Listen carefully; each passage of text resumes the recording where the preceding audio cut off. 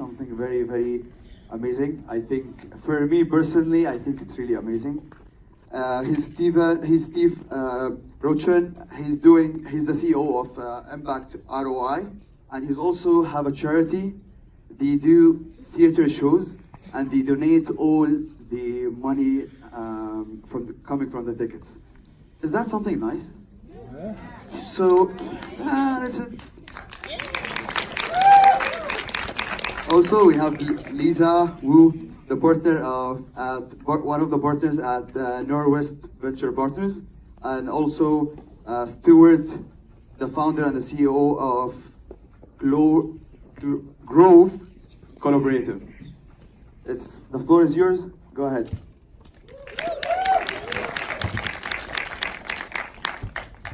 Okay, we're going to switch things up, and I'm going to do just a quick little talk just to frame up our discussion about building scale and impact. And I've got a couple of messages. First, thank you so much to Startup Grind. Amazing conference. Really, really pleased to be here. Steve Rocklin, CEO of Impact ROI, and I want to talk about two core messages about building scale and impact as we're talking about in this session. The first is that the world's biggest challenges are your business opportunities.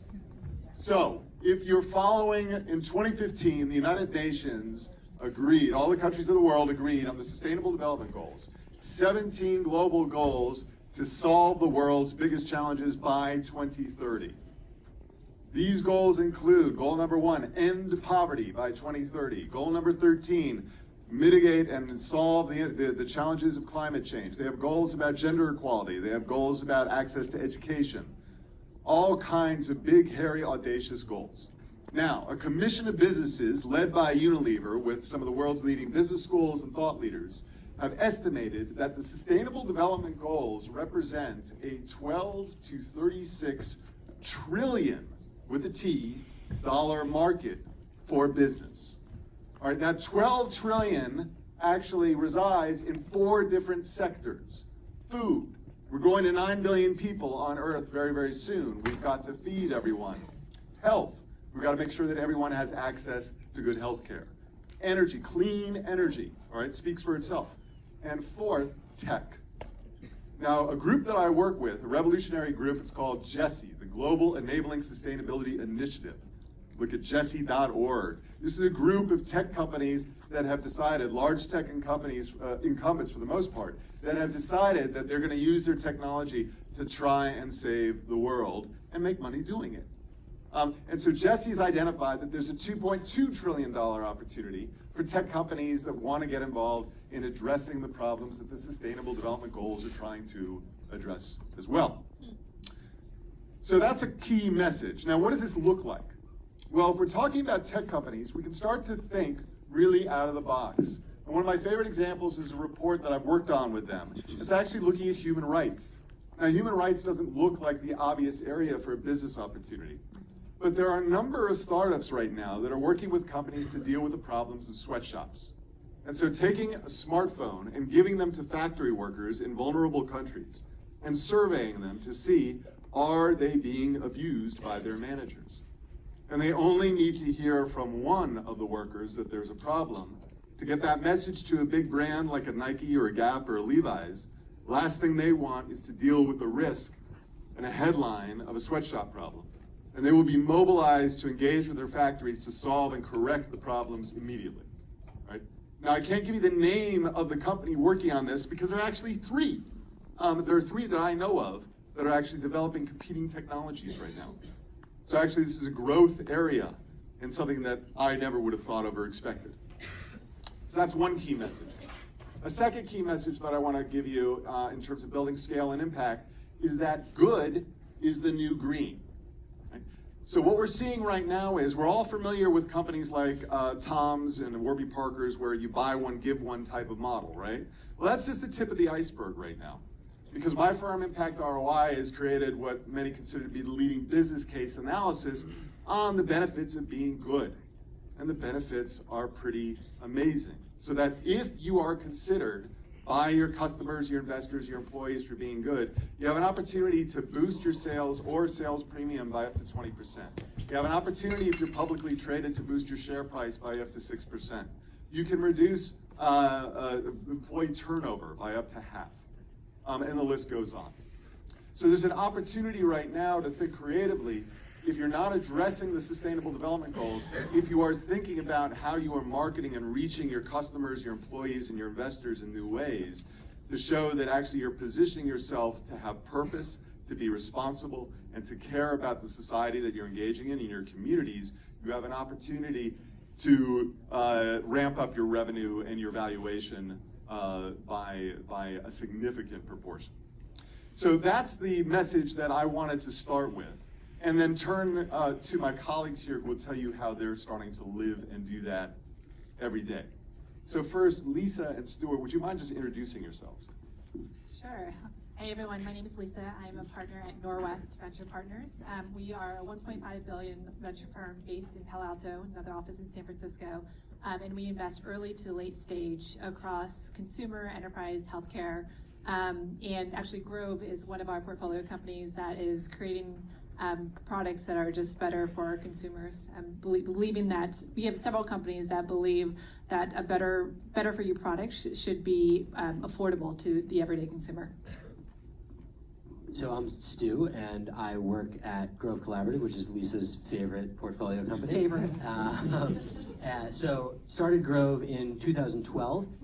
The first 4 years had a little bit of a different business model. So Grove now operates a direct-to-consumer commerce platform where we sell a combination of brands that we own and third-party brands in the home and personal care space. So you can think of categories like hand soap, dish soap, paper products, shampoo, things like that.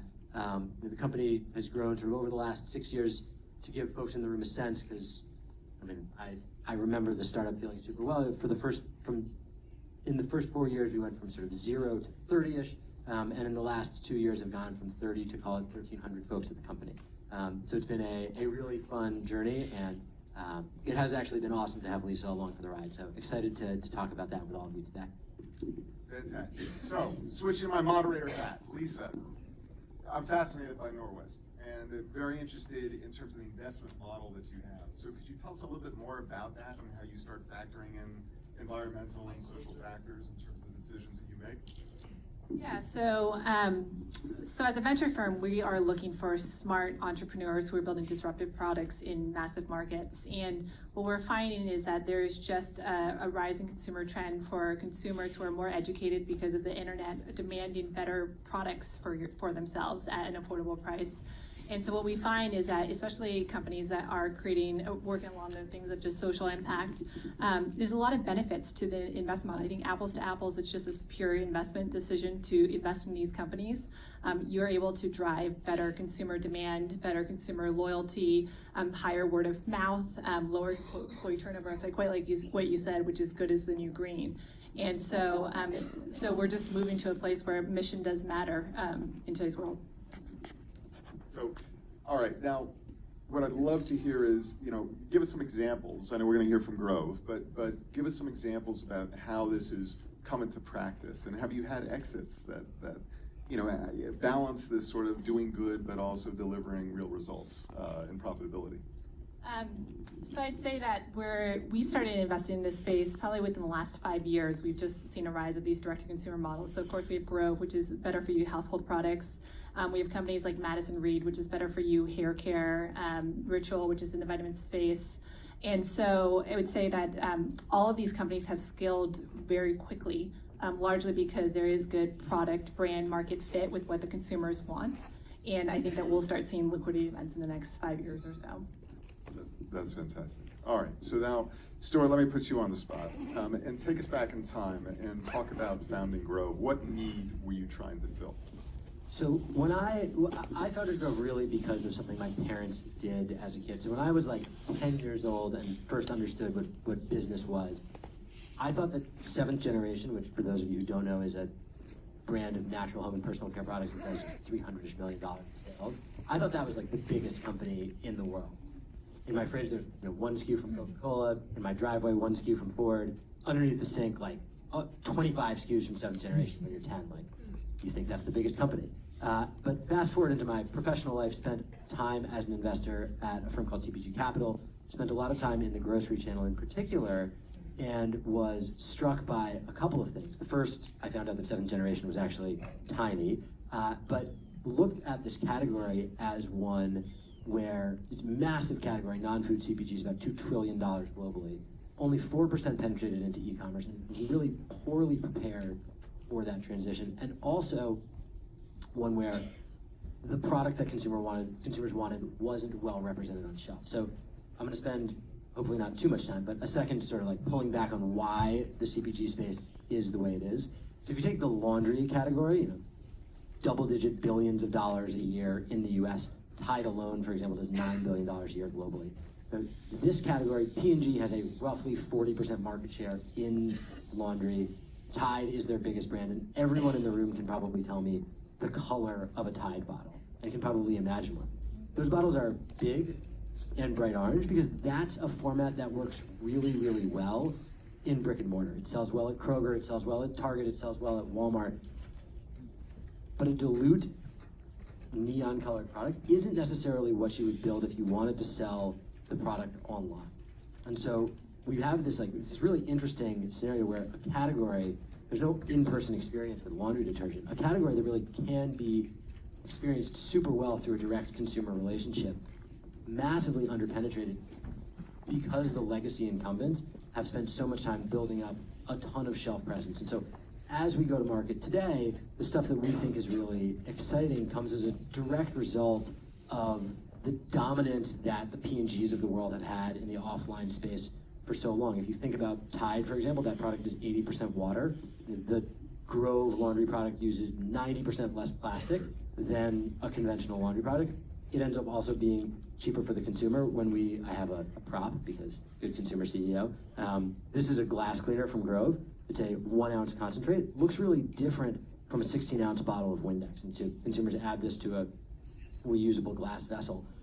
And so there's all of these opportunities to change the category in a way that's better for the consumer, better product, lower price point, lighter environmental footprint, that really are enabled by a huge transition in the way that consumers will buy these products over the next 1 to 5 decades.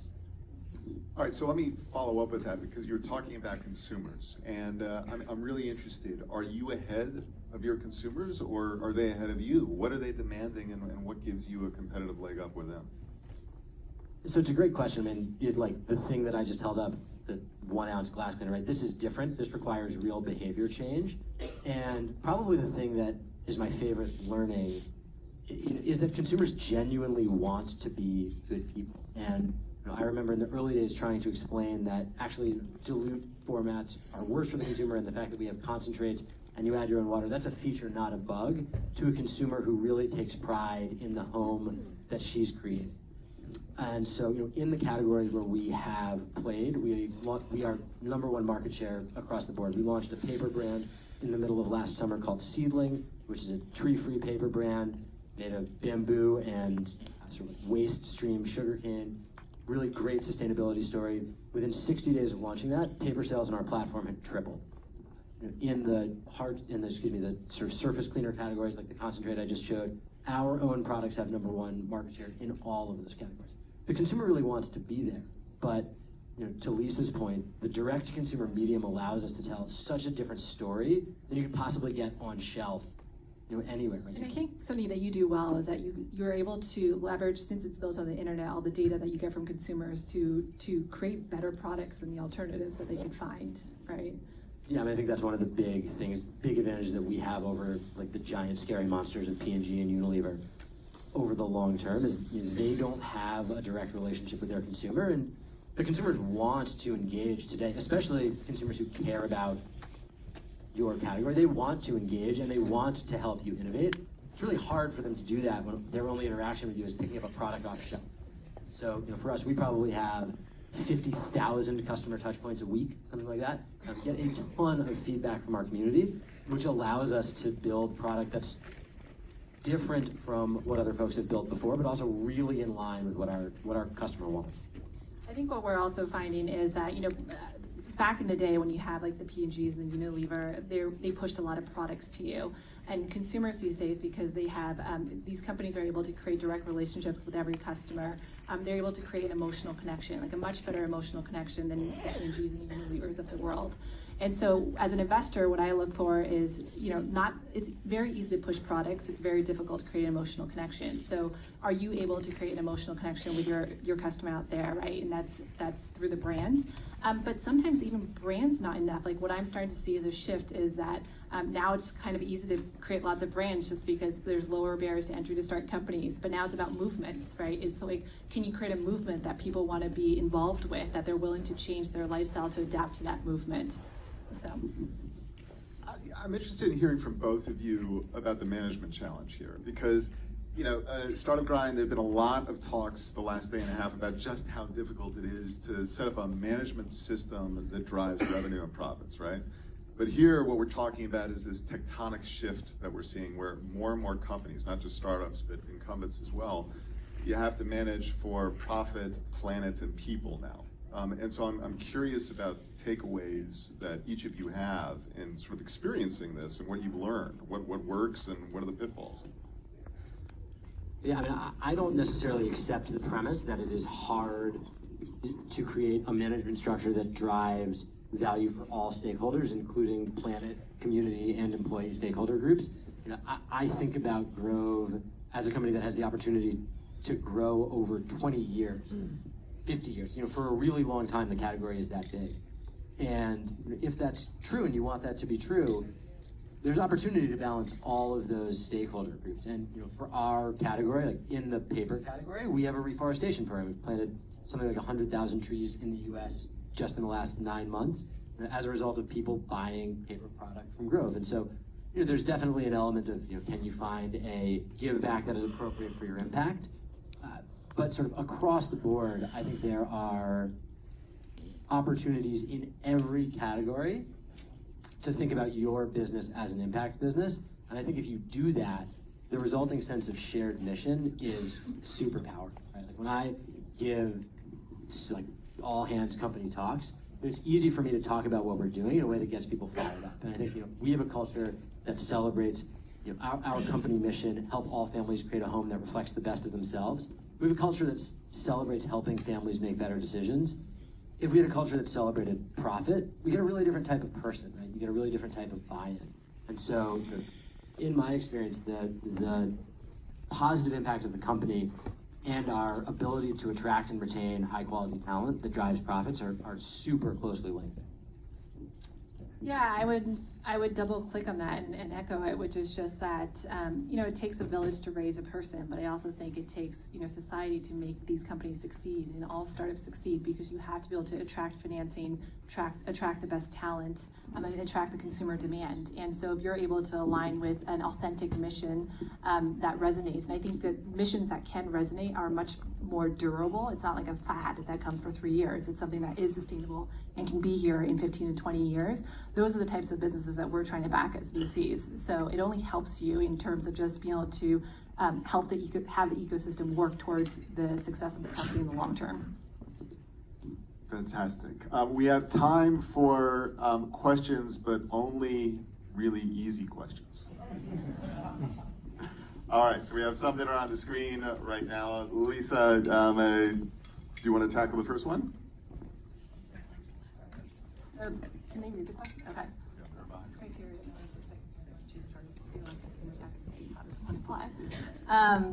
So at the very early stages, it's a lot about the founder and the market. And so, because starting a business is really tough. And so a lot of the times it's a bet on the founder being able to, think about, make the right decisions just to make the business happen, to make the business progress.